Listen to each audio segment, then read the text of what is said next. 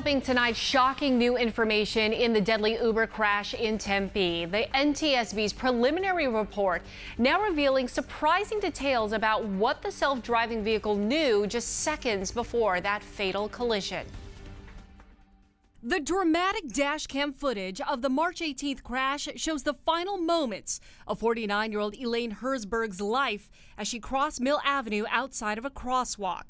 Today, a preliminary report from the National Transportation Safety Board reveals new information on that fateful night. 6 seconds before hitting Herzberg, the vehicle was going 43 miles an hour.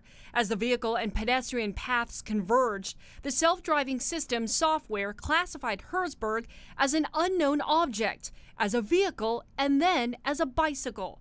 1.3 seconds before impact, the self-driving system determined that an emergency braking maneuver was needed to avoid the collision.